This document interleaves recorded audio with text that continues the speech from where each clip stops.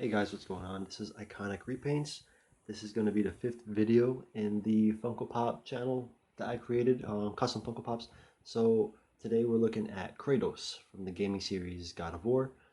Um, God of War, I remember playing the first one on PlayStation 2. It immediately became one of my favorite games. I've played every game since. I've loved them all. Kratos was one of my favorite characters in, um, in gaming and in pretty much any media.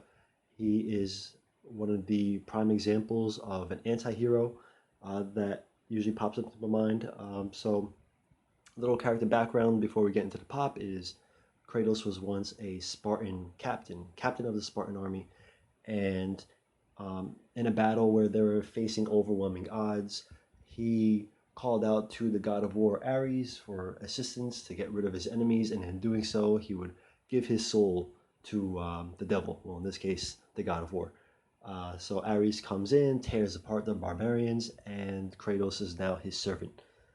For the next 10 years or so on, Kratos goes on, basically just dishes out his carnage, kills who he wants him to kill, and, uh, leaves cities in ruins and everything. So one day, Kratos, on Ares's orders, raids a village and he runs into a temple, slaughtering everybody in his way, and he just so happens to kill his own wife and child.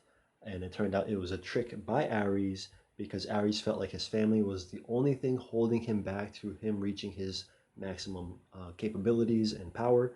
So, God of War, the game starts off basically with Kratos, finding a way to exact vengeance on a god. And it was a massive hit.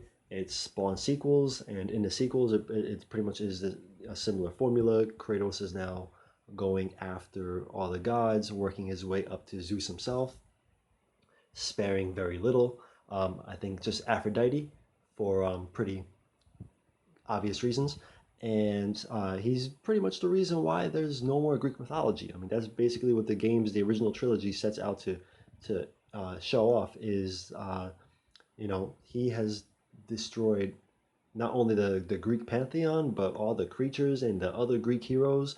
I mean, everyone that runs into his path, it's over for them. So, as far as the pop goes, the Funko Pop, again, the sculpt is fine. It's really cool. It's a nice pop. If it's held back in any way, it's just because some of the factory paint's just a little lazy in certain areas, and this is something that I say a lot about Funko Pops. A lot of times when I do customizing to them, it's not because I'm trying to even change, do drastic changes or make a brand new character, which is what I do sometimes, but uh, sometimes it's just wanting to enhance something that's already there. And that's the deal with this Kratos, kind of like how I did the same for Ezio from Assassin's Creed. I like the basic idea. There's things that I want to do to kind of enhance it further. So with Kratos, I wanted to really capture his persona in the very first God of War game, where his skin is a little more white. I mean, he's known as a ghost of Sparta because after killing his wife and child, he's now cursed to have their ashes permanently fastened to his skin, so everyone knows the deeds that he has done. And so I wanted to really get kind of like the more milky white look to him, and I wanted to give a little more texture to like his skin. So I tried to, use less water and kind of a little bit of dry brushing. The paint was a little clumpier, so it kind of looks like a little more like ash, like a rougher skin rather than the regular smooth paint jobs of Funko Pops. I obviously, can't, in my opinion, you can't really have Kratos without at least some blood. I mean, he's always covered in it in the games. He cuts his way through everybody and everything to get to what he wants. He so you'll see I have blood dripping on like his weapons and the Blaze of Chaos, and on his body, it's on his face. And I also wanted to kind of just do like a little line work and shading in his face to make him look angrier than the normal pop would. So this is kind of like the first pop where I really started experimenting with shading on a character and just kind of like how the line work on a face could really change an expression.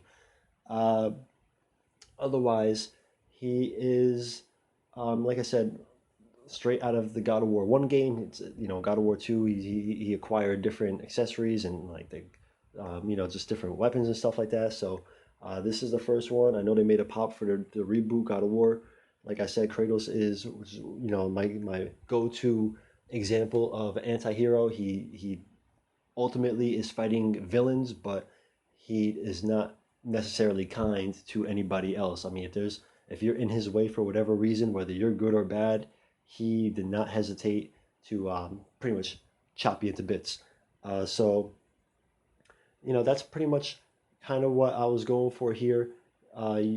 You'll see it in the pictures. It's another pretty straightforward one. Again, just the changes I made I think are pretty noticeable, and I'll compare it to like what he looked like kind of just in a factory paint. So you see. Otherwise, if you have any questions or comments, please don't hesitate to post them below. And if you want to keep tracking this journey here with me, please subscribe. Thanks. Peace.